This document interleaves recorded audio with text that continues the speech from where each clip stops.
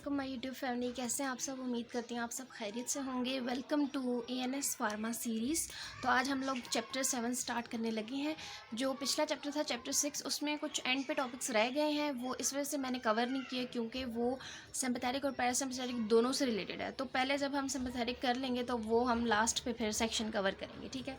तो अब हम चैप्टर नंबर 7 स्टार्ट कर रहे हैं, जिसमें हमारे पास है कोलिनोसेप्टर एक्टिवेटिंग और कोलिनस्ट्रेस इनहिबिटिंग ड्रग्स। यानी कि इसमें हम लोगों ने पढ़ने हैं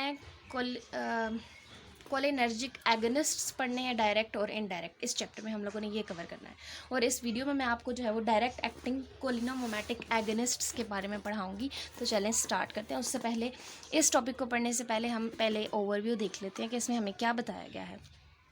इसमें हम जितने भी इसमें कैट्ज़म में चैप्टर्स हैं उसमें यहाँ पे एक क्लासिफिकेशन चार्ट बना है। ये बहुत इंपॉर्टेंट है, इसकी एक एक चीज़ आप लोगों ने याद करनी है।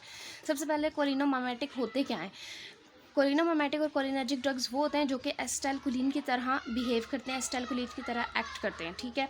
आगे इनकी दो क्लासेस हैं, एक है डायरेक्ट एक्टिंग ड्रग्स और दूसरे हैं इनडायरेक्ट। डायरेक्ट को भी आगे दो में डिवाइड किया डिपेंडिंग अपॉन द रिसेप्टर्स।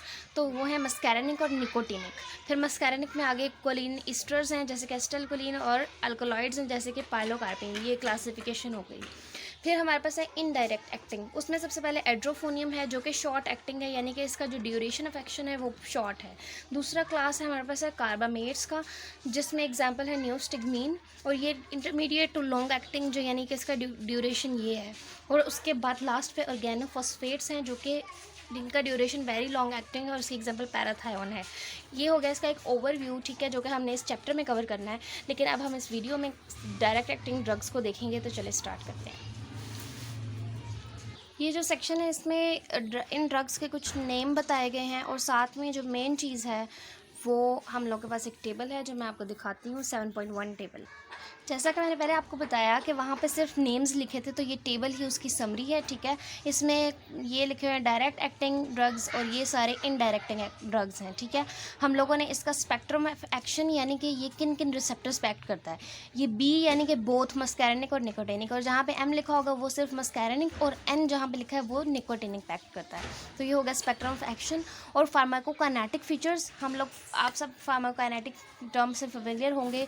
ये होता है कि वट फार्माकोकाइनेटिक्स का मतलब होता है what body does through the drug, यानी कि एब्जॉर्प्शन वगैरह।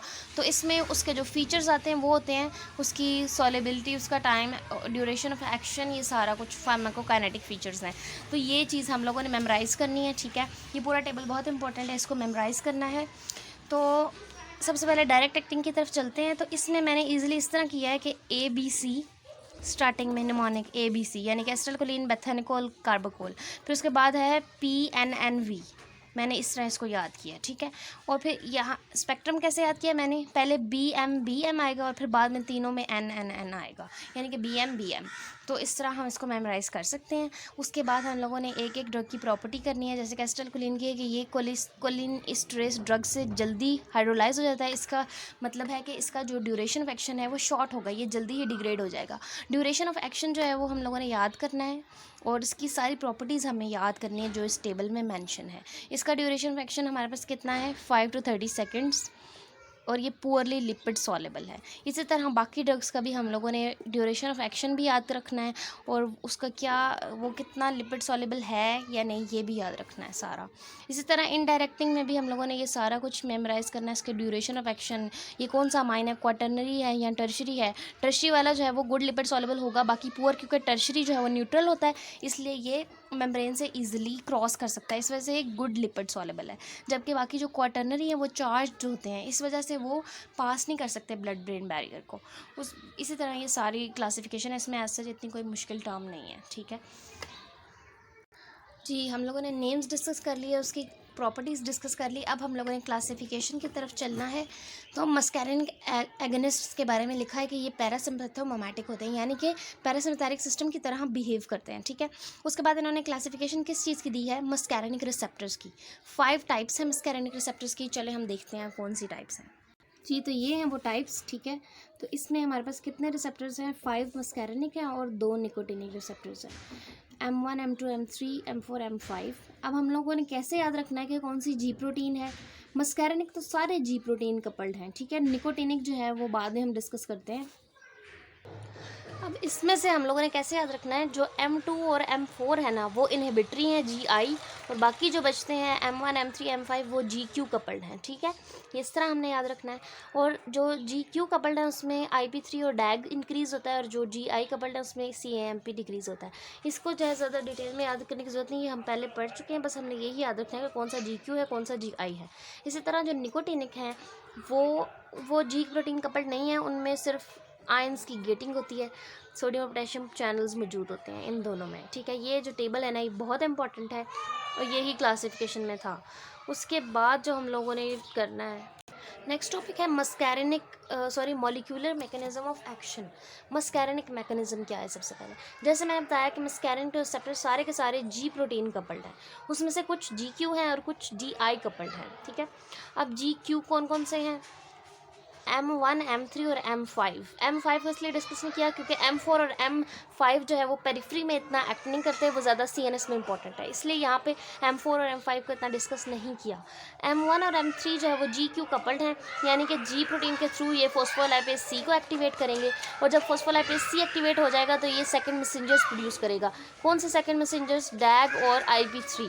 डैग क्या करता है, ये प्रोटीन काइनेज C एंजाइम को मॉड्यूलेट करता है, और ये एंजाइम इन टर्न सिक्रीशंस को इंक्रीज़ करता है, तो इस तरह ये पैरासिम्पैथेटिक फंक्शंस को परफॉर्म करता है। इसी तरह IP3 जो है वो कैल्शियम की इन्फ्लक्स कराता है, यानी कि कैल्शियम को स्टोरेज साइट से निकलवाता है, जो कि कैल्शियम फिर बाद में क्या करता है, कॉन्ट्रैक्शंस कराता है, तो ये हो गया इसका एक्शन। अब M2 रिसेप्टर्स और M4 जो है वो कौन से थे, इनहिबिटरी थे। M4 तो डिस्कस होगा नहीं। M2 जो है वो एडिनल साइक्लेज के साथ कनेक्टेड है, और उसके अलावा एक चीज़ जो टेबल में मेंशन नहीं थी कि B gamma subunit of G proteins के साथ भी ये लिंक्ड है, और इस तरह ये इस प्रोटीन के थ्रू ये पोटेशियम चैनल्स जो है वो हार्ट में ओपन करता है, डिपोलराइजेशन होती है, ठीक है। M4 और M5 जो है वो डिस्कस नहीं होते क्योंकि वो CNS में इंपॉर्टेंट है, पेरिफ्री में इंपॉर्टेंट नहीं है। तो ये सारा था हमारे पास मस्कैरिनिक मैकेनिज्म, ठीक है। उसके बाद हम चलते हैं निकोटिनिक मैकेनिज्म की तरफ। निकोटिनिक मैकेनिज्म बहुत इजी है क्योंकि इसमें कोई प्रोटीन कपलिंग नहीं होती, ये डायरेक्टली चैनल्स पे मौजूद होता है। कौन सी चैनल प्रोटीन्स पे, वो चैनल प्रोटीन्स जो कि सोडियम और पोटेशियम के लिए स्पेसिफिक हैं। जब रिसेप्टर्स एक्टिवेट हो जाते हैं तो चैनल ओपन हो जाता है और सोडियम का इन्फ्लक्स हो जाता है, ठीक है, जिसकी वजह से डिपोलराइजेशन होती है। ये सारा हम लोग जो सेकेंड ईयर में पढ़ा है हमने न्यूरोमस्कुलर जंक्शन में, तो वही सारा प्रोसेस होता है इधर। यही इसका था मैकेनिज्म कि जो है ना जब रिसेप्टर एक्टिवेट होगा तो चैनल ओपन हो जाएगा और सोडियम अंदर आ जाएगा, जिसकी वजह से डिपोलराइजेशन होगी और फिर मसल की कॉन्ट्रैक्शन हो जाएगी, करवाएगा ये। अब निकोटिनिक रिसेप्टर्स हम लोग के पास दो टाइप है, एक है NM और एक है NN। NN जो है ये न्यूरॉन्स पे प्रेजेंट होते हैं और NM न्यूरोमस्कुलर जंक्शन पे प्रेजेंट होते हैं। अब है टॉपिक ऑर्गन और टिश्यू इफ़ेक्ट्स, यानी कि ये पूरा जो कोलिनोमाइमेटिक ड्रग्स हैं ये सब ऑर्गन्स पे ओवरऑल क्या इफ़ेक्ट करते हैं, इसके लिए एक टेबल है, हम चलते हैं देखते हैं वो कौन सा टेबल है। हाँ जी, तो ये है वो टेबल। इसमें सबसे पहले CNS पे इसका क्या इफ़ेक्ट होता है।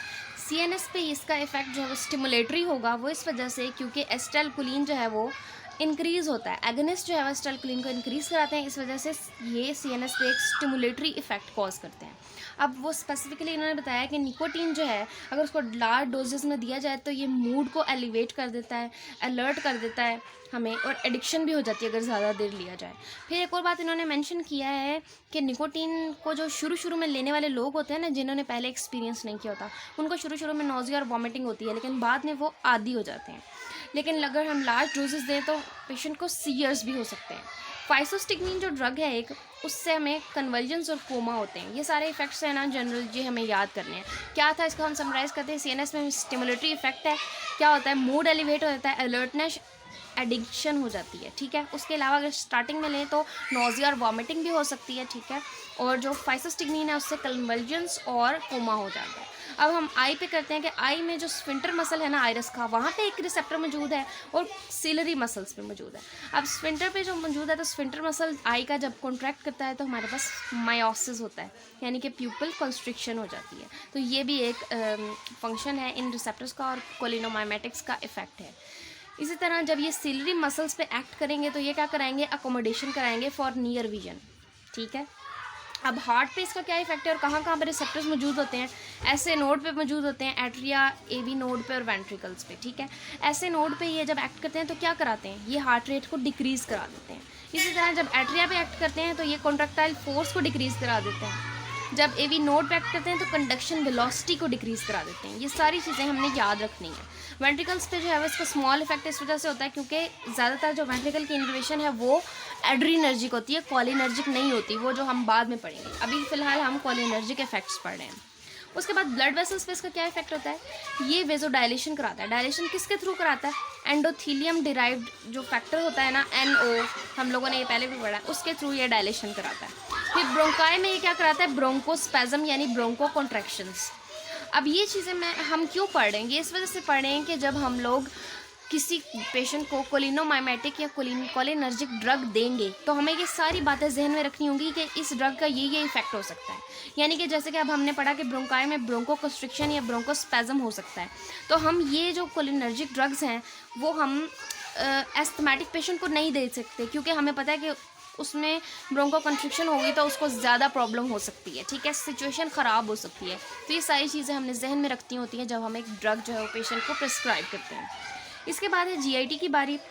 मोटिलिटी पे क्या इफेक्ट होता है मस्कैरिनिक रिसेप्टर्स का, कि कॉन्ट्रैक्शन ज़्यादा हो जाती है यानी कि पेरिस्टाल्सिस ज़्यादा हो जाता है। तो ये ओवरऑल इफेक्ट्स आपको पता होना चाहिए। कोई पूछे कि कोलिनर्जिक ड्रग्स जो है वो उसका मोटिलिटी या फिर GIT पे क्या इफेक्ट है तो आप कहेंगे कि पेरिस्टाल्सिस बढ़ जाता है, ठीक है। इसी तरह स्फिंक्टर्स क्या होते हैं, स्फिंक्टर्स रिलैक्स हो जाते हैं क्योंकि इसने मूवमेंट जो है वो करानी होती है, तो स्फिंक्टर्स रिलैक्स होते हैं। लेकिन जो GIT का स्फिंक्टर है जो कि एसोफेगस के एंड पे प्रेजेंट है, सिर्फ वो कॉन्ट्रैक्ट होता है, बाकी सारे स्फिंक्टर्स रिलैक्स होते हैं। इसी तरह यूरिनरी ब्लैडर जो है उसमें भी ये मूवमेंट ज़्यादा कराता है, तो इस तरह आप याद रख लें कि ये डिट्रूसल मसल की कॉन्ट्रैक्शन कराएगा ताकि यूरिन एक्सपेल हो।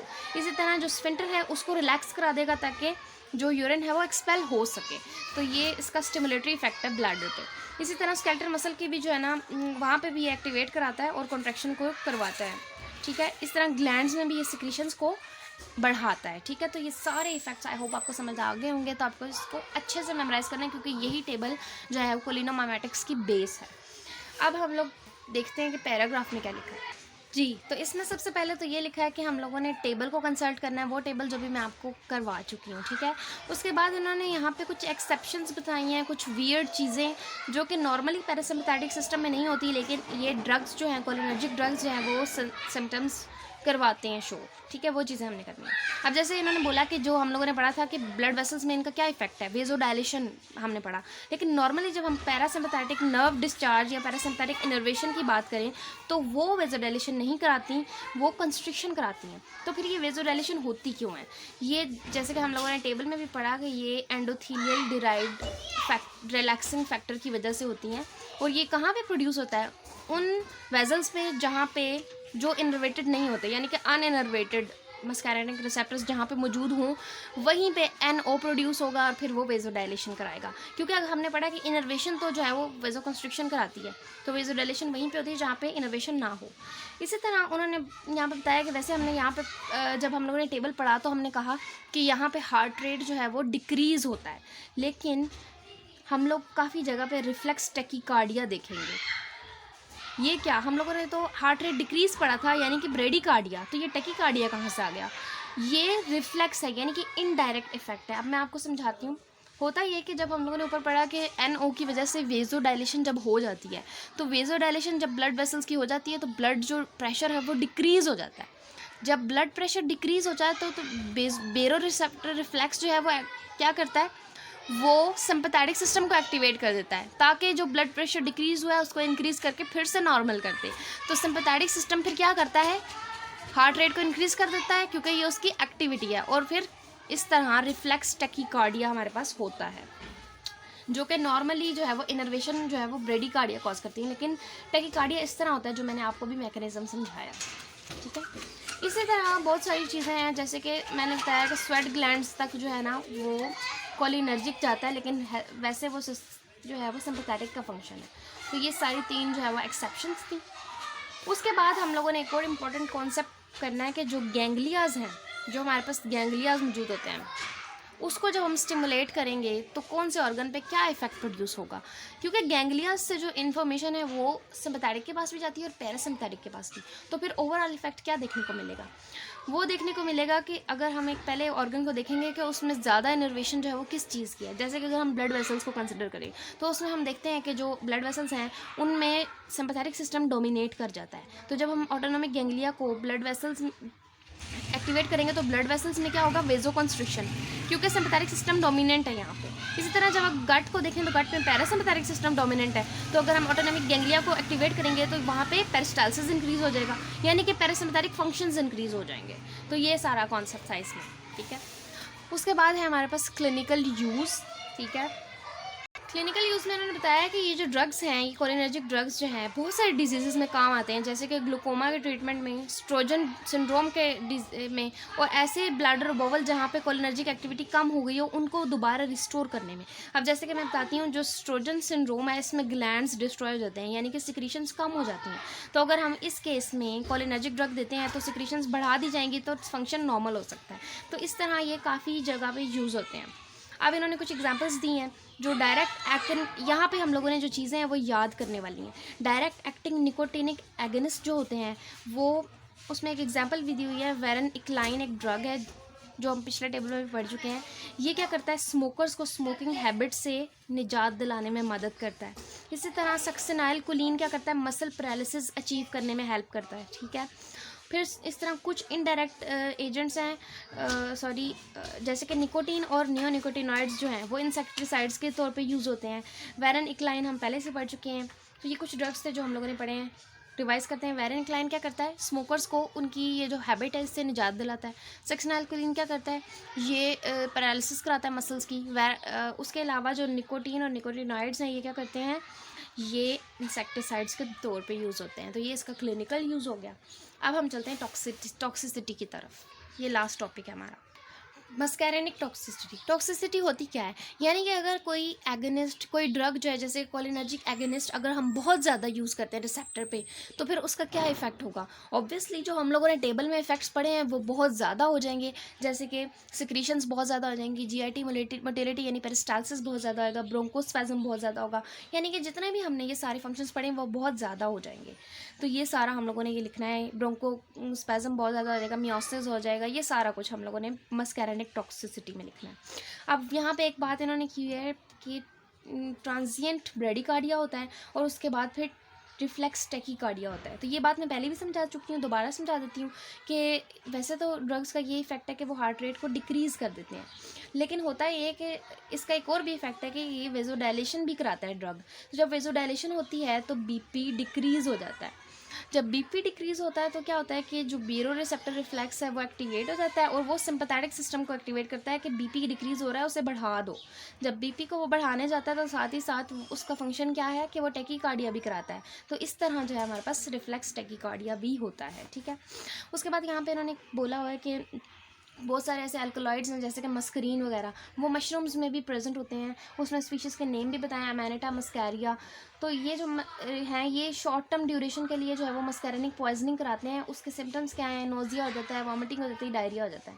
लेकिन सबसे डेंजर जो है वो है अमेनिटा फेलॉइड्स। वो क्या कराता है, शुरू में तो सिर्फ वॉमिटिंग और डायरिया ही कराता है, लेकिन बाद में हिपैटिक और रेनल नेक्रोसिस करा देता है, यानी कि परमानेंट डैमेज करा देता है। फिर उन्होंने एक और भी बात बताई है कि ये जो डैमेज ये कॉज करते हैं ये मस्कैरेनिक एगनिस्ट की वजह से नहीं होता, बल्कि ये उसके अंदर एक और पॉइजन मौजूद होता है, एक और इनहिबिटर, आरएनए पॉलीमरेज इनहिबिटर अमेनिटिन फेलॉइडिन मौजूद होता है, उसकी वजह से ये जो है वो नुकसान होता है।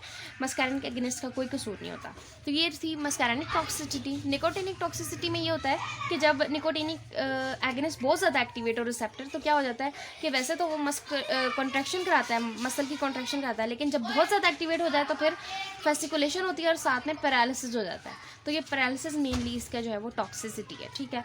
तो यही सब था सब कुछ। I hope you understand.